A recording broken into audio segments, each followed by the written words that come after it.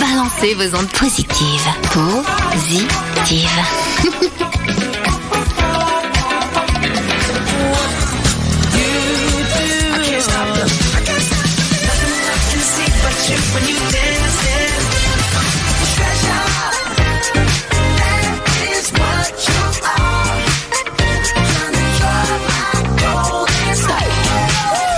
Bonjour à tous, bonjour à toutes, j'espère que vous allez bien, bonjour la tribu.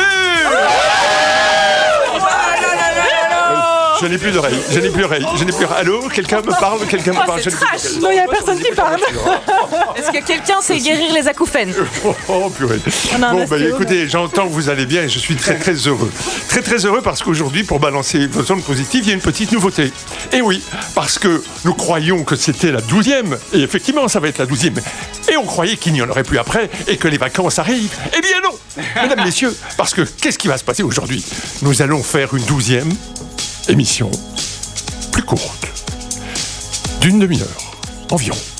Et puis, la semaine prochaine, nous reviendrons avec une autre émission, la 13e. N'hésitez pas à acheter cet aspirateur à 150 €, bien entendu. Ah, je me suis cru dans tes boutiques, la boutique sur RTL à l'époque. Là. Et venez voir les vidéos parce que les yeux de Marc en valent la peine. Et donc, le prix d'un. Et donc, mesdames et messieurs, nous allons rajouter un bonus. Une 13e émission qui viendra juste à l'été. Un vendredi. Le 24 dommage. Le 24 juin. Tu te tais. C'est mon anniversaire. C'est quand? Le 24 juin? Oh, c'est son anniversaire le 24 juin. Mais c'est pour ça qu'on le fait. C'est mon cadeau. C'est pour ça qu'on le fait. Allez, petite météo interne. Donc aujourd'hui, nous en sommes bien à la 12e. Et nous allons donc retrouver 4 chroniques pour cette émission. Mais évidemment, toute l'équipe est là. Et je voudrais une nouvelle fois vous réentendre. Salut la tribu. Salut. Je vous remercie. Je vous remercie. Alors, météo interne, Carolina, comment vas-tu? Non, il fallait commencer par Vince. Pourquoi? Parce que je filme. Ok, alors Vince. Il fallait commencer par Carolina parce que je la regarde me filmer. Voilà, on garde. Ma météo est la suivante. Voilà, j'ai envie de faire des feintes, j'ai envie de faire des blagues. Comme aujourd'hui, je n'ai pas de chronique, j'ai envie de faire une petite punchline, Laurent Baffyenne, mais sans le sexisme, sans le côté beauf, sans le côté rétro et le côt Ardisson derrière. Et donc, de temps en temps, nul en fait. Il reste du positif. Il reste Vincent. Voilà. Il reste des baffes. Ce qui est magnifique, c'est que Vince croit qu'il n'a pas de chronique aujourd'hui, mais il en a une. Ah, c'est vrai, c'est aujourd'hui. Valérie, vous tu m'avais pas dit que c'était le 24, ma chronique. Vous aurez quand même 8 minutes de Vince. Tu m'avais dit ça avant. Il n'y a pas de problème, parce que mon texte du 24, non plus, n'était pas préparé, donc ça va être de l'impro. Vous me connaissez. Non, mais aujourd'hui, je vais sortir mon cœur, parce que c'était... Non, ça, c'est ce qu'on raconte, tu vois, quand on n'a rien fait. J'ai dit ça à mes profs. Écoutez, aujourd'hui, je vais parler avec mon cœur. Et j'avais 18 sur 20, je te le préciser. Eh bien, écoute, aujourd'hui, tu auras donc 18 sur 20. Non, faut arrêter avec les notes. C'est déjà fait. Ah oui, c'est juste. Nathalie. Eh ben moi, oui, je traîne une maladie, là. Je sens que je suis un peu... Je suis bumpy comme ça. Je dirais bumpy. À chaque fois, elle fait des onomatopées. Zoupiti zoup. De qui tu crois que venait cette question sur les onomatopées pour Romain? Réécoutez l'émission de la dernière fois. Valérie. Détendu et stressé. Détendu et stressé. Ok, Isa. Épanouie et confiante. Wow. Nice. Qu'est-ce que je peux dire après ça, moi Fatiguée et inspirée. Le yin et le yang, la dualité. Monsieur Edouard. Alors moi, vu... Crampé. De rire et... Tu faisais pas du cramping? Ah non, du camping. Crampé sur tes positions? Du glamping. Crampé de rire. Merci Edouard. Moi je dirais joie et simplicité. Carolina. Et moi, nerveuse, je ne sais pas trop pourquoi, mais contente d'être là. Enfin. Parce qu'elle réfléchit, tu vois, elle est en train de... Tu sens que les quelques mots qu'elle a balancés, en fait, c'est dans un amas d'un roman. Elle s'est dit, ok, je vais prendre ce mot-là, ça va définir le roman qui est dans ma tête. C'est le bordel. En fait, c'est le bordel. C'est le bordel. C'est le bordel. Merci beaucoup. Balancez vos ondes positives. Première partie de ce 12e épisode, et nous commençons par Virginie, qui va nous raconter quelque chose, en bref. En bref, changeons les messages sur la planète pour donner envie de bouger. C'était pas en bref. Pardon, excusez-moi, aujourd'hui, je sais pas ce que j'ai. C'est vite. T'as aucune. C'est celui qui dit qu'il est. Légitimité à dire. Tu te tais maintenant. Exactement. C'est Ça vraiment qui a suffit. conçu la série, bref. Hein, ça, Alors, et puis après, c'est à toi, Vince. Là, ça va être très long. Ça va être très très long. Et donc, tu veux nous raconter quoi? Alors, il va falloir que je me reconcentre dans ce que je vais vous raconter, parce que là, je rigole, je fais des feintes, etc. J'ai mis le petit masque du Wistiti, mais pas du tout. C'est très grave ce que je vais vous raconter. Non, mais après, je vais tenter de retrouver comment je me sentais quand on a fait cette conférence ensemble, cette construction d'émission qu'on a fait online. Où on se disait tiens, aujourd'hui on va parler de quoi, et on va parler de quoi de telle date et tout. Où j'étais face à mes démons et face à la transformation de ceux-ci. Et je vais essayer de me remettre dans la même posture. Mais on va t'aider. Merci, Vince. Virginie. Alors, Virginie, on nous bombarde de messages anxiogènes sur les extinctions des espèces pour nous faire changer nos habitudes.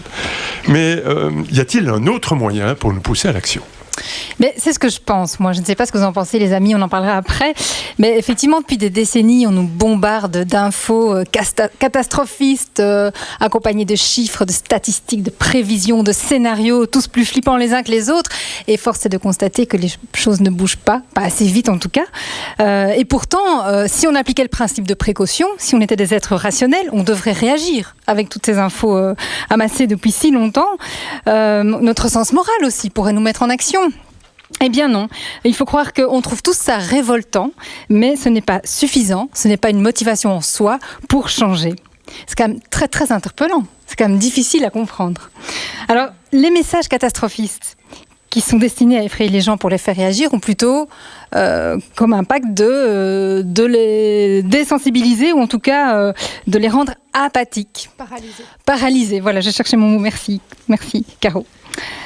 Alors, derrière tout ça, il y a plein de mécanismes à l'œuvre. Il y a plein de biais cognitifs, comme on les appelle. Je ne sais pas si vous avez vu le film Climat, notre cerveau fait l'autruche, mais je vous le conseille. C'est vraiment très, très intéressant. Il y a tout d'abord le sentiment de culpabilité et d'impuissance qu'on ressent en entendant de telles infos et qui nous amène à faire l'autruche parce que c'est trop difficile. Il y a la difficulté à évaluer des menaces lointaines. En fait, quand on parle d'effondrement du vivant, de climat qui change dans 20-30 ans, tout ça n'est pas très palpable et donc il y a un décalage temporel entre les causes et les effets qui fait qu'on n'agit pas. Il y a les biais culturels aussi. On a tous des représentations, des croyances différentes par rapport à ce qui se passe dans le monde. Il y a encore des climato-sceptiques aujourd'hui. Voilà, ça existe. Il y a les biais d'optimisme. On a toujours l'impression que le pire va se passer ailleurs, pas chez nous. C'est comme ça pour le climat, pour l'effondrement du vivant. Alors, il y a la tendance à nier les évidences en triant les infos. Et ça, c'est intéressant, en fait. C'est un biais cognitif qui est super intéressant. C'est qu'en fait, on va écouter plus les messages qui confirment nos croyances et nos représentations que ceux qui les questionnent ou en tout cas qui les contredisent. Et puis il y a aussi ce qu'on appelle la diffusion de la responsabilité, c'est-à-dire que plus on est nombreux à être confrontés à une problématique, plus on va se dire que les autres vont bouger et que finalement les choses vont se faire et donc on ne s'implique pas. Bref, tout ça pour vous dire que nous bombarder de messages rationnels, techniques, scientifiques et alarmistes, visiblement, ça ne fait pas bouger les choses. Et donc, il faut changer nos messages, en tout cas une partie de nos messages. Ne pas minimiser les enjeux, ne pas faire les bisounours, on est bien d'accord avec ça, mais plutôt... Attention les bisounours. Attention aux bisounours, mais plutôt miser sur des messages attractifs, motivants, inspirants, plutôt qu'informatifs. Ce qui veut dire en gros plus de messages d'amour et plus de messages d'action, et peut-être un peu moins de messages d'alarme. Le message d'amour est le plus puissant auprès du public. Il est basé sur l'émerveillement, sur la fascination. Il est basé sur tous les sentiments positifs que la nature, que la planète peut éveiller en nous. Il nous renvoie aussi à des expériences émotionnelles fortes qu'on a pu vivre dans l'enfance en lien avec la nature. D'ailleurs, les gens qui ont eu des expériences fortes, sensorielles fortes dans la nature enfant, sont plus réceptifs aux problèmes environnementaux. Ce message d'amour, moi, il résonne très fort en moi. Parce qu'en fait, je me suis questionnée en faisant ce job. Je me demandais toujours, mais pourquoi en fait? Qu'est-ce qui me met en mouvement? Quel job? Quel est mon moteur intérieur? Mon job de communicante sur l'environnement. Non, mais tu as bien raison. Et donc je me dis, qu'est-ce qui m'anime? Qu'est-ce qui me met en mouvement? C'est quoi mon moteur profond? Mon why, comme on dit. Et en fait, c'est l'amour. Je me suis rendu compte que c'est l'amour du vivant, humain et non humain, qui fait que je bouge. C'est pas les chiffres qu'on me balance, c'est pas les scénarios catastrophes, c'est l'amour que j'ai pour toute cette vie extraordinaire qui nous entoure et qu'on est en train de bousiller, quoi. Et donc, moi, je crois en ce message d'amour. Alors, il ne doit pas être déconnecté de la réalité, mais je pense qu'il peut être vraiment très puissant et qu'on ne l'utilise pas assez. Alors, attention, il ne fonctionne pas dans tous les cas. un message d'amour à communiquer auprès du politique ou d'un chef d'entreprise, ça peut paraître léger, ça va peut-être pas être suffisamment fort. Donc là, on peut allier le message d'amour avec le message de besoin. C'est pour ça qu'on parle de plus en plus, par exemple, dans la biodiversité, de services écosystémiques. C'est parce que ça permet de parler dans un jargon économique qui est actuel et qui va être plus parlant, en tout cas pour des entrepreneurs, par exemple. La nature nous rend des services, donc on doit la protéger parce qu'elle nous permet de gagner de l'argent ou d'économiser, etc. Donc le discours d'amour ne fonctionne pas toujours non plus, il ne suffit pas toujours. Et puis il y a le message d'action. Et le message d'action, ça aussi, je trouve que souvent dans les messages d'action, on est déconnecté de la réalité des gens et de leur vécu. On a tous des croyances différentes, on a tous des valeurs différentes. Pour certaines personnes, la mobilisation, ça va être surtout agir pour la communauté. Ça va être d'être solidaire avec les autres. Ça va être de faire quelque chose dans mon quartier. Peut-être plus que de trier mes déchets pour la planète. Vous voyez ce que je veux dire? Donc on est animé par des valeurs et par des envies différentes et on n'en prend pas suffisamment compte. Donc l'action, pas n'importe comment non plus. Une action ciblée qui correspond à ce que chacun est. Une action qui est connectée au niveau local. C'est-à-dire que souvent, quand on parle aussi de biodiversité, de climat, ça paraît loin de nous, tandis que quand on parle aux gens des espèces qui les entourent, des projets positifs, agroforesterie ou autres qui les entourent, et qu'en plus on base l'action sur des success stories, où on donne la parole à des gens du coin qui expliquent ce qu'ils font, eh bien tout ça vient beaucoup plus toucher, et surtout tout ça est beaucoup plus palpable et concret par rapport à ce que les gens vivent au quotidien. Et donc tout ça vient aussi renforcer le message d'amour finalement, parce que voir des gens passionnés qui font de belles choses près de chez nous, ça renforce le message d'amour. Et donc voilà, moi je ne vais pas être beaucoup plus longue là-dessus parce que voilà, c'est simplement l'envie de partager avec vous cette approche que moi je teste de plus en plus dans toutes mes communications, médias et autres. C'est vraiment un peu moins d'alarme, même si on pose les constats et qu'on ne minimise pas la gravité. Beaucoup d'amour, beaucoup d'action. Merci Virginie. Emna.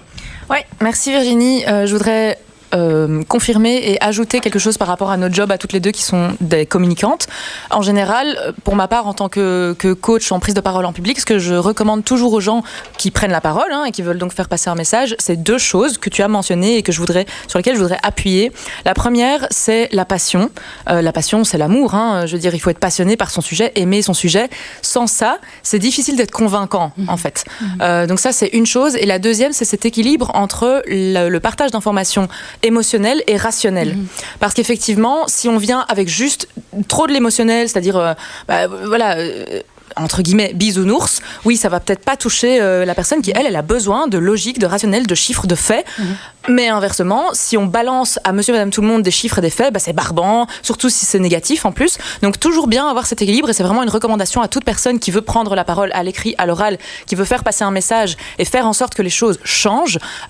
Soyez passionnés parce que vous racontez et équilibrez vos propos entre le côté rationnel et le côté émotionnel. Merci Emna. Merci Emna. Romain.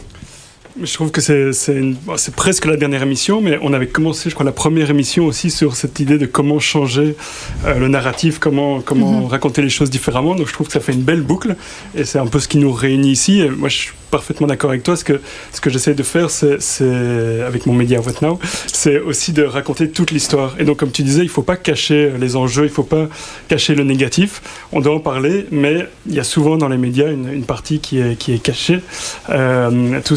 Tous les gens qui se mettent en action, toutes les possibilités d'agir. Donc, merci de nous avoir rappelé ça presque vers la fin. Merci Romain. Isa. Ouais, j'enchaîne parce que aussi dans la toute première chronique que j'avais faite sur l'analyse des gens dans le métro, toi, tu avais dit, parfois, quand je me lève le matin, je me dis, j'aime les gens. J'aime profondément les gens. Et moi, ça m'avait marqué parce que je pense que quand on aime les gens et quand en effet on est passionné par un sujet et qu'on a envie de le transmettre, en fait, on émane quelque chose. Et c'est par ce rayonnement qu'on peut réellement inspirer quelqu'un. Et quand on voit quelqu'un qui a les yeux étincelants de sa passion, en fait, on se connecte, on se dit, mais tiens, qu'est-ce qui fait qu'il y a ça chez lui? Et en tout cas, moi, c'est une curiosité qui m'éveille et qui... J'ai envie d'aller vers cette personne et d'écouter son discours. Et donc, en effet, je me sens plus connectée à ça qu'à des discours moralisateurs. Du coup, merci beaucoup. Merci Isa. Caro. Oui, moi, je voulais compléter ce que Emna disait par rapport à l'émotionnel, parce que j'ai remarqué un truc, vu qu'avec The Lemon Spoon, je fais aussi de la sensibilisation par rapport à l'écologie depuis 2016, donc ça fait quand même quelques années, et à l'époque, personne n'était pas grand monde était réceptif à tout ça. Et en fait, la conclusion que j'ai fait aujourd'hui, c'est qu'à chaque fois que j'ai voulu communiquer là-dessus de manière moralisatrice ou avec des faits rationnels, ça avait peu d'impact. Et à chaque fois que je communiquais de manière artistique, en touchant l'émotionnel, ça avait un impact beaucoup plus grand. Et aussi en racontant des histoires personnelles. Ça touche plus les gens. Et donc, là où je voulais en venir, c'est que je pense que les artistes ont vraiment un rôle hyper important à jouer dans la transition parce que eux génèrent des émotions et souvent il y a de plus en plus d'artistes qui s'engagent, qui parlent à travers toute forme d'art de la transition et je pense qu'on peut et on va pouvoir compter sur les artistes pour inventer un nouveau monde, un nouvel imaginaire. Ça fait d'accord. Merci Caro. Vince. On dit ça de notre posture un petit peu de personnes super éduquées et ont des avantages socio-économiques super bien avancés. Oups. Et je viens d'un monde où les gens n'arrivent pas à boucler leur fin de mois, ils n'ont pas le temps de penser à ça, ils n'y arrivent pas. Et ils n'ont ni les compétences, ni le temps, ni l'argent pour pouvoir avoir du coaching, ni pour aller dans des formations, pour pouvoir avoir ce moment-là. Et effectivement, tout ce qu'ils font, c'est se foncer dans de l'alcool, dans du divertissement. C'est même pas, c'est que on va s'anesthésier plutôt que transformer de l'intérieur. Et c'est là que ça devient intéressant parce qu'effectivement, par l'anesthésie, il y a les réseaux sociaux et Netflix, et donc faire le travail aussi par là-bas, essayer de transformer les messages permet malgré tout essayer d'inculquer des choses à des gens qui malheureusement n'ont pas ce réflexe naturel de se dire tiens, je passerais bien une formation là-dedans. Non, c'est pas contre. Non, je sais, mais j'allais dire que même les privilégiés s'anesthésient avec Netflix, avec les réseaux sociaux, avec l'alcool et pas qu'un peu. Tu as totalement raison, mais ils ont la possibilité et les capacités de changer de vie que les autres sont prisonniers fondamentalement d'un système et qui eux ne se rendent même pas compte de leur posture. On m'a posé une question pas plus tard qu'aujourd'hui à Paris, un pote qui me dit comment tu vois les gens. Moi je les vois courir derrière leur survie et n'ayant même pas le temps de prendre ça en compte. Et c'est vrai que la seule prise en compte passe par l'émotion, passe par le narratif, passe par le changement de récit, mais qu'il est important de pouvoir sortir de nos bulles et essayer de transmettre ça à des jeunes, à des gens qui sont dans des endroits très différents de notre schéma de pensée à nous, parce que si on le fait pas avec eux et qu'on les amène pas avec nous, malheureusement on aura difficile à y arriver. Mais je pense que le message d'amour et d'action passe très bien auprès de tout public, tu vois, parce que moi j'ai travaillé sur des radios très grand public, c'était pas la première quoi. Et j'avais beaucoup de retours de gens, des gens qui savent même pas bien écrire français, enfin tu vois, qui étaient touchés parce que c'était juste concret et qui étaient tout contents de me dire depuis que je vous ai entendu, je mets un nichoir insecte sur mon balcon. C'est con, tu vois, mais c'est super. Et donc je pense que ces gens-là sont touchés comme n'importe qui peut être touché.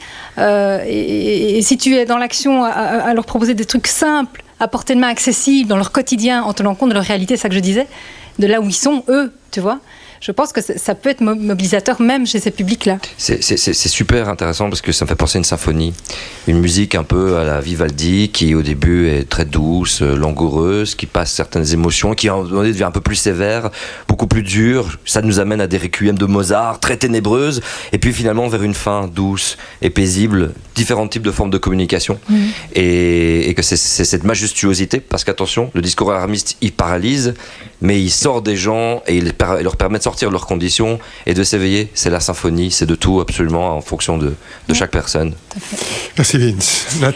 Et aussi au-delà de tous les discours qu'on peut tenir, je pense qu'il y a le faire qui est hyper important. Et je ne sais pas si vous connaissez l'histoire du centième singe, qui est un excellent, je trouve, complément à l'histoire du colibri qui fait sa part.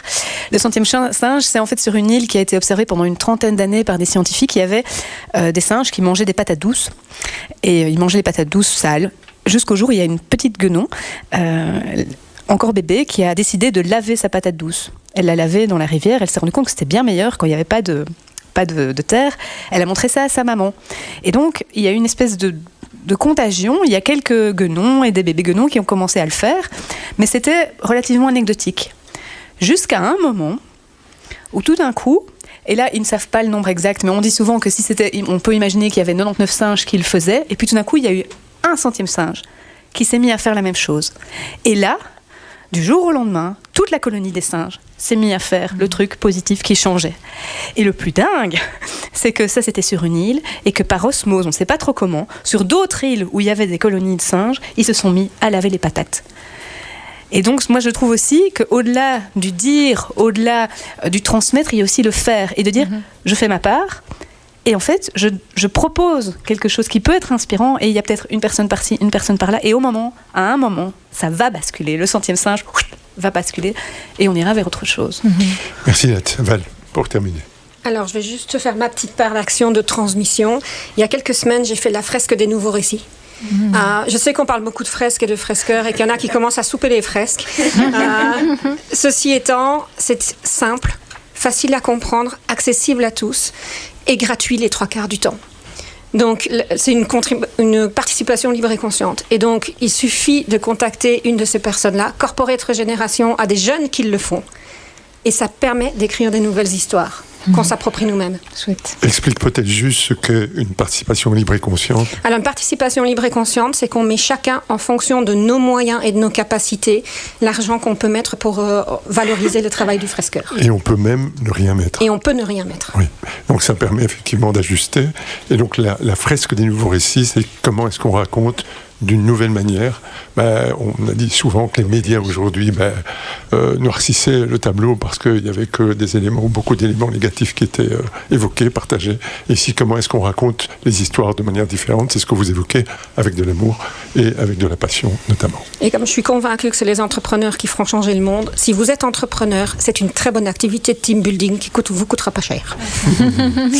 Merci beaucoup, merci pour toutes ces réactions. Deuxième épisode, nous avons Vince qui a un tout petit peu défloré le sujet il y a quelques instants, qui ne vous a pas encore parlé d'éco-anxiété, ni d'éco-furiosité, ni d'éco-lucidité. Et pourtant, il va vous parler de tout ça à la fois, en relatant un épisode d'il y a quelques semaines.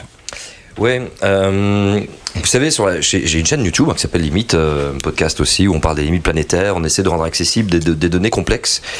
Et plus on les creuse, plus on s'aperçoit que c'est complexe, et plus on se dit tiens, ça remet en perspective un petit peu ce qu'on a appris, sans le rendre faux, mais en le nuançant. Et on parle de tout, on parle aussi bien des nouveaux récits, aussi bien des côtés les plus sombres possibles imaginables des limites planétaires et de l'Anthropocène, comme les moments où l'être humain et l'humanité a réussi à faire des choses incroyables et très positives. Et donc dans ce travail-là, il y a aussi beaucoup de personnes qui me contactent et qui me disent « Vince, est-ce que tu as vu la dernière vidéo d'un tel ? Est-ce que tu as vu la dernière vidéo d'un tel ?» Et moi je vacille depuis quelques temps maintenant entre colère noire, partie sombre, démon, enfoui tout au fond de mon âme, et lumière, et je pense je regarde Edouard quand je pense à lumière, et lumière et majestuosité et bonté et amour. Et je suis pris entre les deux, où un camp veut m'attirer sur le non, donne des baffes aux gens pour les réveiller, parce qu'ils sont complètement abrutis par, comment je veux dire abrutis, c'est pas le bon terme, je veux dire parce qu'ils sont complètement aveuglés par leur propre ego, et en même temps c'est le miroir du mien. Et donc, je vacille un petit peu entre ces deux choses, dans la colère, dans certaines difficultés, et tout d'un coup, on me dit « réagis sur cette vidéo ». Je tombe sur une vidéo d'une youtubeuse française assez connue, qui s'appelle Tatiana Ventose, et qui était une personne que plein de gens considéraient comme brillante, et qui tout d'un coup crache sur la bourgeoisie, qui est en partie ici autour de la table, crache sur la petite bourgeoisie, qui est aussi en partie autour de la table, j'en fais partie, crache sur absolument tout le monde, sauf ceux qui sont tout en bas et qui encaissent juste le truc et tout ça. Et je me suis dit, mais mon Dieu, mais non, je côtoie un gars que je peux considérer comme un bourgeois, qui s'appelle Marc Vossen, qui est un gars incroyable, et qui s'est donné, et qui se donne encore à fond, cœur et âme, et qui a un levier d'action immense, parce que une décision de Marc avec son mode de vie et son niveau de vie, mais c'est un impact, mais de malade mental, quoi. Et tout le monde ici autour de cette table, je lui dis, elle a tort, et elle attaque, elle est dans l'attaque. Et c'est drôle, c'était le miroir de moi-même. Être dans l'attaque, la faute de la bourgeoisie, la faute des ultra-riches, la faute de... Eh ben, je lui ai fait une réponse où j'ai voulu tendre la main en comprenant ses douleurs, par quoi elles passent, ses réactions épidermiques, et en essayant simplement de ne pas commencer à débunker point par point les inepties qu'elle a pu raconter, non, mais juste d'essayer de parler pour une fois avec mon cœur et de lui dire écoute, c'est normal de penser comme ça. Et j'ai simplement compté ma transformation personnelle, en expliquant d'où je venais, qu'est-ce qui s'est passé. Et à mon grand étonnement, elle n'a pas répondu, mais elle a répondu à tous les autres qui la clashaient. Pourquoi ? Parce que j'ai compris effectivement qu'on est dans un système qui aujourd'hui met ça énormément en avant. Comme je le dis dans cette vidéo, je peux jouer le jeu des algorithmes de YouTube. Nos réseaux sociaux sont fondés sur le principe des tabloïds de Sun, sur l'émotion. Quand ils en ont créé Facebook et tous les autres réseaux sociaux, ils se sont dit on va utiliser le même système que ce qui a toujours fait couler les journaux, Closer, Public et surtout The Sun. C'est plus un secret, les chercheurs ont fait le lien. Et donc, je me dis, non, je vais pas rentrer dans ce jeu-là, je vais faire une réponse simple, cool.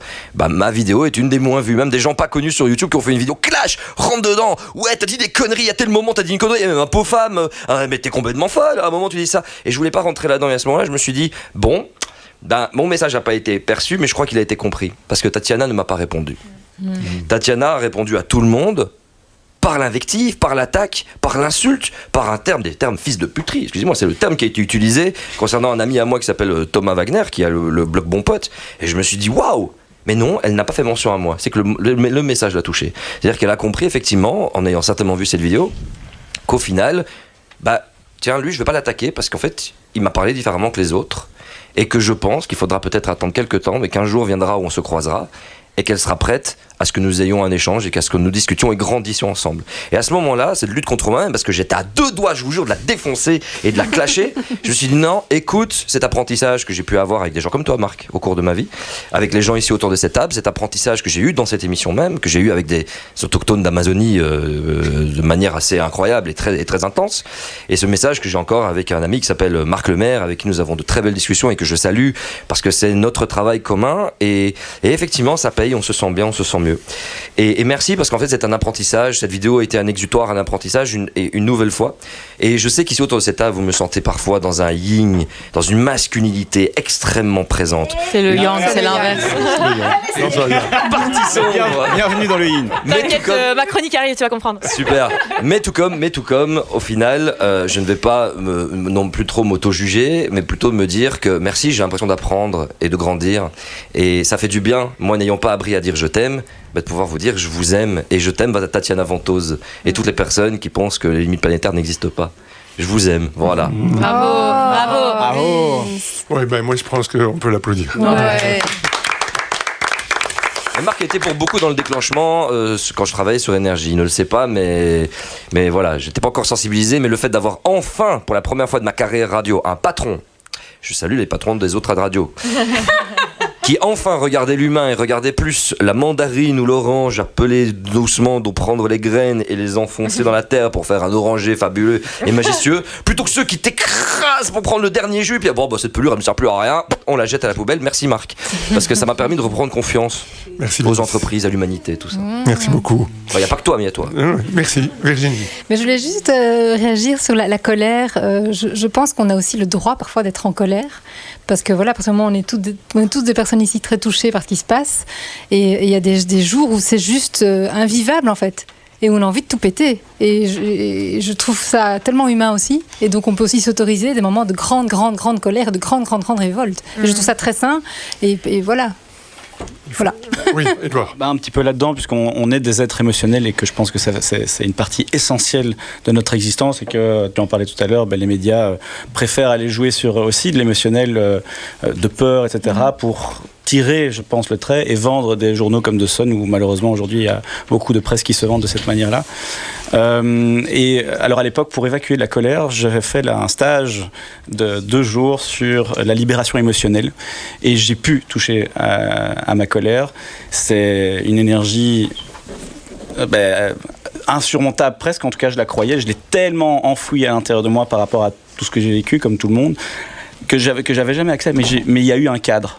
Et donc, quand tu dis il faut évacuer la colère, je pense que ça peut faire partie d'un cadre aussi, comme un stage de boxe, et même avoir l'intention d'évacuer la colère pendant, non pas sur l'adversaire, puisque lui, il devient le punching ball, mais vraiment d'avoir l'intention, ok, là, j'évacue, pour ne pas retransmettre ça dans nos vies privées ou même dans notre quotidien de professionnel ou autre, quoi. Mais ça existe. Être conscient de ça, en tout cas. Vince. Moi, la conclusion que je vais donner à tout ça, de toute cette histoire, c'est que c'est l'histoire de personnes éco-anxieuses qui parfois rentrent dans l'éco-déni, et certaines dans l'éco-furiosité. Et je voudrais, il y a beaucoup de communication aujourd'hui sur le terme éco-anxiété. Je suis même en train de réaliser un documentaire qui est en cours de route. Je dis à tout le monde, les gars, non, on change. Voilà, on change de nom, on change de truc, pour transformer la chose, non plus en éco-anxiété, mais en éco-lucidité.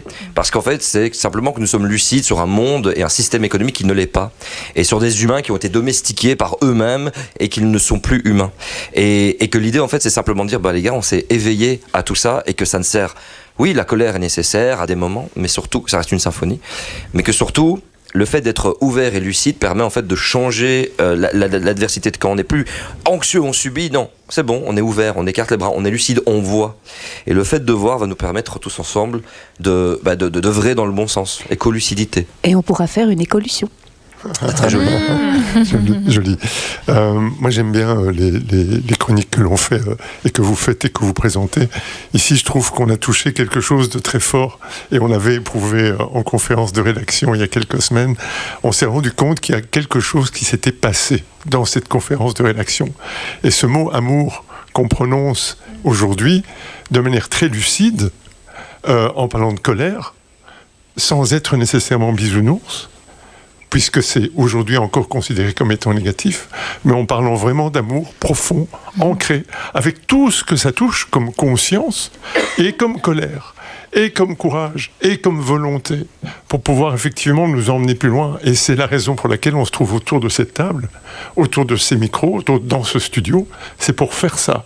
Et de le faire de manière aussi précise, douce, et ancré que vous venez de le faire, moi je vous tire mon chapeau. Merci pour ça, vraiment. Merci tous. Quel ton casque plutôt. Je retire mon casque.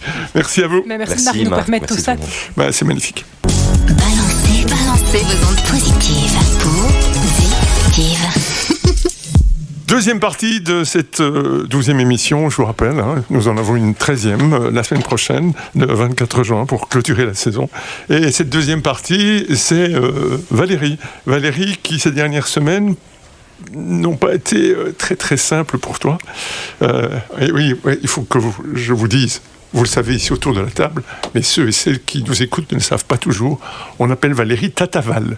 Tataval, c'est Emna qui, je pense, a entamé cette... Tata tout court, même. Voilà, Tataval. Et donc, ma chère Tataval, pas facile de concilier authenticité et respect du projet collectif. Tu nous racontes ? Alors, on y va tout de suite ou tu le fais tout de suite ? Ah, c'est bien vu, j'ai nouveau. Peut-être que ce n'a pas de raison d'être. Mais je peux y aller, hein. Et parle plus proche. Tu nous racontes, je peux y aller. Parle plus proche. Oui, mais c'est juste que je ne savais pas. Moi. Oui, on va la refaire parce que dans la dernière, on va présenter les quatre chroniques. Mais ici, comme j'ai commencé avec 2, on va poursuivre avec les 2 chroniques. Donc, on fait d'abord une présentation. On fait d'abord une présentation, Val et Caro. Désolée. Parfait. Non, t'as raison. Merci. Deuxième partie de l'émission. Je vous rappelle, on est dans la 12e. Je vous rappelle que vous avez un cadeau bonus, la 13e, dans une semaine, le 24 juin. Et nous avons pour ouvrir en fait cette deuxième partie de cette 12e émission. Valérie, tu vas nous parler de quoi ? Je vais vous parler d'une expérience personnelle parce que je me suis pris les pieds dans le tapis. Merci. Caro ? Non, vous allez rire. Je vais vous parler d'un texte dont le titre est « Je suis comme tout le monde ». Merci Caro. Val, alors ces dernières semaines n'ont pas été des plus simples pour toi. Pas facile de concilier authenticité et respect du projet collectif. Tu nous racontes ?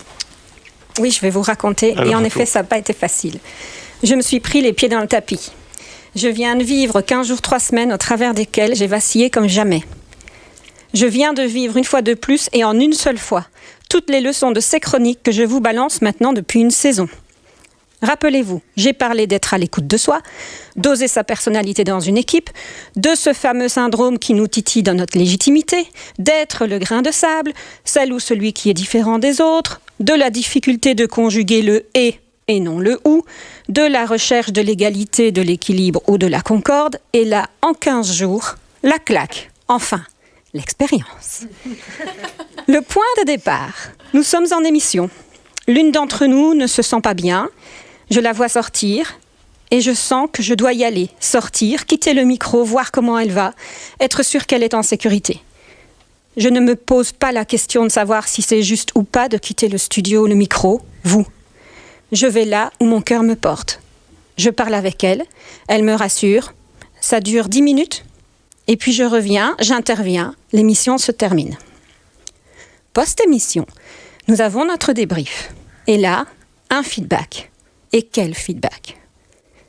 En sortant du studio d'enregistrement de l'émission pendant l'émission, il y a un manque de respect pour l'auditrice et l'auditeur qui nous écoutent. Quoi ? Moi ? Valérie ? Je manque de respect pour toi qui m'écoutes simplement parce que je sors du studio pour prendre soin de ma collègue de tribu et ainsi respecter qui je suis dans mon authenticité ? Eh bien, vous savez quoi ? Cette phrase a vibré juste en moi. Oui, c'est juste. En quittant le studio, je vous quitte. Et je vous quitte aussi, vous qui êtes là à l'écoute. Cette phrase, elle m'a bousculée pendant 15 jours. Elle m'a fait réaliser que j'ai perdu de vue le sens du projet. Ce projet que nous avons en commun et qui est de balancer une vision optimiste de la vie, de vous amener à vous, auditrices et auditeurs, des solutions, des notes d'espoir, des doses d'humanisme dans un monde qui semble partir à volo. Je me suis concentrée sur autre chose. Je me suis pleinement investie dans ma mission personnelle. Accompagner chacune et chacun dans nos aventures et mésaventures de vie et créer ces déclics magiques qui nous permettent d'aller de l'avant. Et j'ai oublié le reste. Vous dire que j'ai pris ce feedback de façon positive serait un leurre. J'ai traversé une jolie courbe de deuil. Colère d'abord. Pourquoi je me prends cette remarque maintenant, alors que j'ai déjà fait de ces sorties par le passé ? Et puis pourquoi moi ? Et pourquoi quand d'autres le font, on ne leur dit pas ? Tristesse et dépression ont suivi. Comment je trouve une solution entre le respect du projet et des auditeurs et l'expression de mon authenticité à accompagner une personne qui est dans le besoin ? Big bug. Je n'arrive pas à trouver quelque chose qui unit les deux points de vue. Soit je rentre dans les rangs de la demande et je n'arriverai pas à être dans mon authenticité et finalement, en ne me respectant pas moi, je ne vous respecte pas non plus. Soit je me reste fidèle et risque dans pareille situation d'à nouveau quitter le studio. Et je ne respecte pas mes collègues de tribu et je ne vous respecte pas, vous qui nous écoutez. Bref, ma conclusion initiale est « Je n'ai plus ma place dans ce projet ». Je n'arrive pas à concilier mon authenticité et le respect des autres et du projet. La solution se trouve, une fois de plus, dans la conversation. L'échange en toute humilité et vulnérabilité avec notre rédac-chef. Créer l'espace et le temps. Oser déposer ce que je vis, ce que je ressens. Demander de l'aide pour trouver ce « et ». Se reconnecter à la mission première, chercher ensemble les possibles et me faire surprendre. Me faire surprendre par l'écoute active de Marc, par son grand merci pour l'échange et par la simplicité de la solution. À l'avenir, Valérie, me dit-il, fais un signe. Préviens-moi. Et comme l'émission est enregistrée, il nous est aisé de faire une pause dans l'enregistrement. Presque aussi simple que bonjour. Tellement évident que je ne l'ai pas vu, cette option.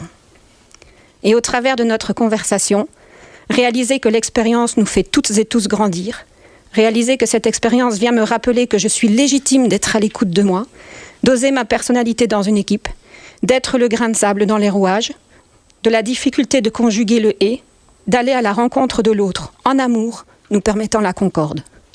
Et vous, c'était quand la dernière fois où vous vous êtes pris les pieds dans le tapis ? Et qu'en avez-vous appris ? Waouh. Merci Val. Waouh. Merci. Belle histoire. Belle histoire. Belle histoire. Je t'ai parlé comme ça, mais belle histoire. Marc, j'ai découvert que c'était toi, tiens. Je balance. Pas que des ondes positives, je balance les potes aussi. Hein. Marc, ça m'étonne de toi, tiens. Qu'est-ce qui se passe ? T'as jamais fait ça ? Si, j'ai fait ça. Allez, maintenant on va te juger. C'est parti, c'est le procès de Marc. Je rigole. Non, j'ai fait ça et, très souvent. Et je pense encore une fois que quand cette formation. Excuse-moi, je vais parler à ta place. On nous a parlé comme ça. Quand on a fait de la radio, quand on a appris à faire de la radio, on nous a parlé comme ça. Et quand on voit où on en est, on se dit ouais bon, quand même, c'est vrai que le petit coup de pied au derrière m'a permis de comprendre des choses, mais en fait non, pas forcément. C'est comme si on justifiait ah ouais les baffes ça réveille quoi. Mais c'est drôle parce que j'ai ressenti ce que j'ai fait aussi. Mais vraiment le même genre de punchline en mode ah tu te barres de l'émission, tu quittes le groupe là, ça c'est un truc ça se fait pas quoi, et qui pouvait foudroyer les gens et parce qu'on est passionné par notre métier, je parle comme je parle en son nom, c'est incroyable. J'aime bien. Je fais l'avocat. Tu continues à le faire, ça qui est drôle. Je fais l'avocat on va faire l'épistémologie sur ma propension à mais bref, mais après je comprends le délire, mais c'est pas bien Marc. Alerte jugement. Il est méchant. Pampan cucu. Vous avez compris que mes punchlines sont des second degrés, bien entendu. Alors, c'était très instructif et encore une fois, dans l'apprentissage de la vie en communauté, dans l'espoir de fédérer les gens, garder le tunnel, garder la vision et de mettre en perspective... La lumière. Oui, et la lumière au bout du tunnel. Et de mettre en perspective tout ce qu'on fait et pourquoi on le fait. Et que dans les moments que l'on vit ensemble. Il y a des moments surprenants, que ce soit en famille, en groupe de professionnels ou en groupe privé. Il y a des moments où il y a des décalages. Il faut juste se dire, il y a eu un décalage. Et il faut parler de ce décalage et de voir quelles sont les émotions qui sont ressenties par les uns et les autres. Et puis, de cette discussion très simple et très saine, mais il en ressort des éléments constructifs qui nous permettent d'aller plus loin et ça continue à fonctionner. Parce qu'on parle, parce qu'on échange, parce qu'on partage et parce qu'on est à égalité dans le partage. Et c'est vraiment aussi le principe des entreprises libérées. Comment est-ce qu'il y a... Chacun a son rôle, mais il n'y a pas d'échelle verticale, il n'y a pas d'échelle pyramidale. Il y a un vrai partage que l'on crée ensemble dans ces échanges qui sont, pour moi, magiques et magnifiques. Voilà. J'ai toujours dit que les débriefings d'émissions de radio en direct à la radio était un concept. Tu viens de prouver la chose. Incroyable. C'est intéressant. Tu voulais dire ça. Merci. Ouais. Moi, j'ai juste envie aussi de souligner la solidarité de Val, quoi qu'il arrive, envers tout le monde ici. Et chaque personne de la tribu, elle est toujours à l'écoute et présente, prête à tendre une main et solidaire envers Marc avec les débriefings, envers l'équipe, envers les auditeurs, en se remettant en question, mais toujours avec cette question de sens derrière. Et donc, juste merci pour ça, Val, ta solidarité. Oui, merci Isa. Et enfin, parce que tu l'abordes toujours et on en parle beaucoup de cette tribu, ici, je sens ça. Enfin, là, on pourrait faire, comme tu dis, un débrief live de ce qu'on vit, et finalement, on le partage à l'extérieur pour mettre de la lumière. Comme dans ma dernière chronique, l'idée, grâce à ton intervention, c'est d'avoir mis en lumière ce qui n'avait pas été dit, mais compris par certains, en l'occurrence par toi, le chaman de la tribu, et on grandit. Mettre de la lumière sur ce qui n'est pas vu permet à tout le monde d'éclairer nos pardons. Donc, c'est ce que Valérie vient de partager. Donc, je trouve ça génial. Et vous osez effectivement partager ça. Quelqu'un a encore envie de rajouter quelque chose ? Non ? Rien ? Merci beaucoup. Alors, Miss Caro, toi qui aimes analyser le monde et sa psychologie, tu t'es donné une leçon d'humilité. Et tu vas nous la raconter en partie à travers les mots d'une autre femme. Tout à fait, Marc. J'ai réfléchi à ça l'autre jour parce que je suis quelqu'un qui pense beaucoup et je crois que ça se voit. Je me suis dit que j'avais souvent manqué d'humilité. Depuis que je suis petite, je suis obsédée par le fait de trouver des explications existentielles à tout. J'étais perfectionniste, on peut le dire, malative, oui. Et j'avais trop souvent envie d'avoir raison. D'ailleurs, je me suis rendu compte qu'il y avait une phrase automatique que je répondais quand on me disait quelque chose. « Ouais, mais je sais... » Comment ça, tu sais, Lina ? Cette phrase, a priori anodine, cachait une vraie peur d'être une ignare, en fait. Dire « je sais » à tout bout de champ, c'est prétentieux, je trouve. Tout compte fait, j'ai bien réfléchi et aujourd'hui, j'ose avouer que j'ai bien plus de questions en moi que de réponses. Donc, j'essaye de remplacer « je sais » par « j'en ai pris conscience et j'y travaille » ou « je ne sais pas », tout simplement. Charlotte Hoffman, c'est une nana qui a écrit un texte qui exprime tellement bien ce que je ressens en ce moment que je me suis dit, voilà une belle occasion de mettre mon ego de côté et de reconnaître avec humilité que cette femme a mieux trouvé les mots que moi. J'aimerais donc vous lire un extrait de son texte. Je suis comme tout le monde. Je suis humaine et fière d'avoir mon lot de défauts, de faire des conneries, d'agir inconsciemment parfois. Je suis fière d'être en capacité de vivre sans me poser des questions sur le sens de chacune des expériences que je vis, sur ce que je devrais comprendre ou sur ce que je devrais soi-disant travailler sur moi. Et je pense que c'est grâce à cela que j'aime tant les autres humains. Je suis soulagée de ne plus chercher à devenir un être exceptionnel, extraordinaire, doté de connaissances supracosmiques et de dons psychiques en tout genre. J'habite mon corps et je suis soulagée qu'il puisse m'indiquer en temps réel où j'en suis, bien loin des histoires mentales que l'on peut se raconter du genre « tout va bien, je médite », alors que ton cœur bat la chamade. Je suis en joie de tomber quotidiennement comme le fera un enfant de 1 an qui apprend à marcher sans me demander si je fais bien ou pas bien. Je suis soulagée de ne plus passer mon temps à me contrôler, me raconter des histoires ou chercher à comprendre, mais de consacrer tout mon temps à vivre en toute simplicité, loin de tous ces dogmes spirituels qui nous invitent toujours à imaginer que l'on puisse devenir meilleur, plus conscient ou plus évolué. Je suis, et c'est bien plus simple ainsi. Depuis quand la vie est quelque chose à comprendre ? Je pense que la vie nous enseigne uniquement à vivre. Peut-on comprendre comment vivre ? Je pense surtout que pour cela, il est avant tout nécessaire d'en faire l'expérience. La vie est spirituelle. Ce n'est pas la peine de chercher sans cesse à la rendre spirituelle. C'est déjà sa nature profonde. Il est temps de mettre au placard nos cerveaux et égos spirituels pour goûter à l'expérience à travers notre corps. Arrêtons de croire qu'il qu'il existe des êtres qui pètent des paillettes de lumière sur la planète Terre. Arrêtons d'idéaliser des gens sous prétexte qu'ils parlent bien ou qu'ils connaissent des choses incroyables au sujet de la vie après la mort, des autres civilisations ou des mondes paranormaux. Ils sont comme tout le monde. Lorsque l'on tourne son regard au cœur de soi, on finit par réaliser que nous sommes déjà tout. Alors seulement la quête prend fin et la vie nous ouvre grand les bras. Alors une joie indicible inonde notre être et c'est quelque chose que l'on sent. Pas besoin de l'interpréter et de se raconter une histoire spirituelle de plus.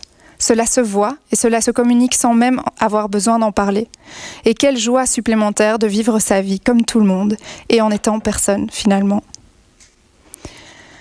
Après avoir lu ce super texte de Charlotte, j'ai encore réfléchi et je me suis rendu compte que la thérapie personnelle que je fais depuis des années m'a fait croire que je devais corriger ce que je suis pour aller vers une sorte de perfection.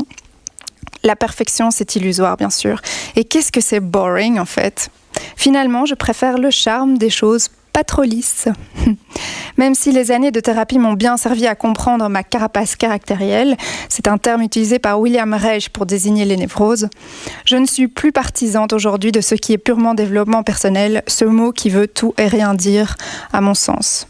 Car ça ne fait que tourner en rond dans ma tête et alimenter ce qui ne va pas chez moi. Or, si je lâche le contrôle mental illusoire de tout vouloir résoudre de moi, mes traumas deviennent de la matière pour jouer et créer de manière singulière. C'est ce que font les artistes. L'artiste est artiste parce qu'il fait avec ce qu'il a et ce qu'il est. Aussi farfelu et bizarre qu'il soit, il utilise sa névrose pour créer sans limite. Et j'ai réfléchi pour la dernière fois. Et je me suis dit, l'incarnation humaine, c'est quand même un truc de fou. On est, on vit, on aime, puis on meurt. Mais qui peut vraiment comprendre ce qui nous arrive ici ? Personne, absolument personne. Même pas le plus grand scientifique sur Terre. Franchement, faut qu'on se l'avoue. On crée plein de nouveaux trucs pour pas s'emmerder, mais tout ça, là, ce monde, ce qu'il est, ce qu'on devrait en faire, tout ça, tout ce qu'on vit, je pense que ça nous dépasse. Et en fait, on fait du mieux qu'on peut. Et c'est ça, être humain, comme tout le monde. Merci Caro, merci. Edouard. Oui, merci Caro. Je m'associe clairement à ce que tu viens de dire et ce que tu relais de Charlotte. Dans les paradoxes extraordinaires de l'existence, c'est que il a fallu passer par tout ce chemin-là pour s'en rendre compte. Et donc c'est même pas, je m'adresse même pas à toi, mais en fait c'est non jugeable. L'expérience vécue est non jugeable, elle est. Et on s'amuse. Nous, parce qu'on se prend trop au sérieux. Mais non, mais on se prend trop au sérieux. On ne s'amuse plus à juste être. Et notre civilisation, je pense, occidentale particulièrement. Donc il faut du divertissement, des gadgets et plein de trucs pour remplir des vides. Mais parce qu'on croit qu'il y a un vide, mais le vide n'existe pas. Enfin, l'univers est rempli. Le vide, ouais. Merci Edouard. Romain. Oui, moi je voulais revenir sur ce que tu disais, l'importance de pouvoir dire je ne sais pas. Déjà pour soi, pouvoir ne pas se mettre tout sur les épaules, tout le savoir de l'univers, mais aussi en famille ou par exemple vers les enfants. Ils nous regardent souvent en ayant l'air de dire toi tu sais tout, mais donc avouer à son fils, à sa fille, je ne sais pas. Il y a d'autres informations et même aussi au travail. Moi j'ai fait l'expérience encore récemment, à force dans des réunions d'équipe, que tout le monde veut ne pas paraître pour celui qui ne sait pas. Tout le monde dit je sais, je vais faire, je sais comment faire. Et finalement, ça amène à des blocages. Donc, assumer, dire je ne sais pas, on va regarder ensemble, on va chercher. Je trouve que c'est hyper important. Ah, c'est clair. Moi, j'étais clairement traumatisée par ça quand j'étais petite, parce que mon père, c'était celui qui savait tout. Et donc, moi, j'ai idéalisé mon père, je l'ai mis sur un piédestal jusqu'à un jour où je me suis rendu compte qu'en fait... Non, mais pas du tout. Il savait pas tout et j'ai été super déçue. Et en plus de ça, moi, j'ai été traumatisée, même à l'école. Un jour, on m'a engueulée parce que je savais pas la réponse à l'exercice. Et depuis, j'ai une peur de dire je ne sais pas. Et donc, cet automatisme, j'imagine, c'est ancré en moi de toujours dire ouais, mais je sais. Et j'essaye de déconstruire ça, quoi. Virginie. Je voudrais juste réagir par rapport à ce que tu disais, Amélie, qu'on admire toujours des gens là, qu'on a l'impression qu'ils disent tout mieux que nous, qu'ils font tout mieux que nous, tu vois. Je trouve que dans le milieu de la transition, il y a parfois une propension comme ça à mettre sur un piédestal des gens, et c'est toujours les mêmes qui reviennent. Hein, il y avait Vandana Shiva, Pierre Rabhi, Rob Hopkins. Et il y avait une espèce de culte comme ça de la personnalité autour de ces gens inspirants. Et moi, à la fin, j'en pouvais plus, en fait. J'en pouvais plus entendre parler de ces gens et des conférences qu'ils donnent et des livres qu'ils font et des signes et des trucs. Et je trouve ça vraiment étonnant parce qu'en fait, ça m'intéresse autant d'entendre tous les gens qui sont dans cette salle et qui sont en transition. À la limite, ils sont peut-être tout aussi intéressants que le Rob Hopkins qu'on a déjà entendu 10 fois. Et je me dis, mais pourquoi on a toujours besoin de mettre comme ça des gens sur un piédestal? C'est qui Rob Hopkins? Je déconne. Manuel de transition, très bon livre, allez le checker. Ah oui, mais il est excellent, je dis pas le contraire, mais tu vois ce côté un peu culte de la personnalité, quoi. Sinon, il y a Ronaldo. Tu juges? Et moi, dans le même style, il y a quelque chose que j'aime bien dire aussi, c'est je n'ai pas d'avis. Parce que parfois, en fait, j'ai pas d'avis là-dessus et j'ai pas spécialement envie de me positionner. Parce que pourquoi aussi jeter de l'énergie dans le débat pour jeter de l'énergie dans le débat? Parfois, moi, le débat, je vous écoute, ok, mais personnellement, j'ai pas besoin de me jeter dans la mêlée et d'aller dire mon avis en plus. Je veux dire, j'ai pas d'avis. En plus, je suis pas assez informée pour donner un avis pertinent, donc j'aime au mieux de dire non, j'ai pas d'avis. Et en fait, ça fait du bien. Je trouve. Enfin, moi, ça me fait du bien de dire j'ai pas d'avis, et ça enlève une pression aussi. On n'est pas toujours obligé d'avoir un avis. Val. Il y a 2 petites phrases qui m'ont aidée, moi, à un moment donné aussi. La première, c'est le challenge, c'est d'être soi dans un monde qui souhaite qu'on soit quelqu'un d'autre. Et la deuxième que je lisais à un moment donné tous les matins, c'est sois toi, les autres sont déjà pris. Je connais pas les auteurs et merci. Oscar Wilde pour le deuxième, si jamais on l'a pas entendu. Mais je trouve que parfois, c'est ces petites citations-là qui permettent dans la vie de tous les jours de se dire, mais au fond du fond, je suis unique et j'amène ma pierre à moi. Nous terminons ici pour cette 12e émission, mais on va se retrouver la semaine prochaine avec un bonus. Le bonus de la chance. Oui, le bonus de la chance. Edgar qui nous masse le dos. C'est ça? Pour la 13e. Il dort pendant 2 semaines. Vous l'avez entendu encore. Merci en tout cas de nous avoir écoutés. Nous espérons que vous avez passé un bon moment et nous nous retrouvons la semaine prochaine. Et n'oubliez pas, vous nous retrouvez sur Instagram, bvop.podcast. Vous nous trouvez sur Facebook, balancez vos ondes positives. Et puis vous nous retrouvez partout, sur toutes les plateformes, vos plateformes favorites. On vous embrasse très fort. On vous aime. Ciao.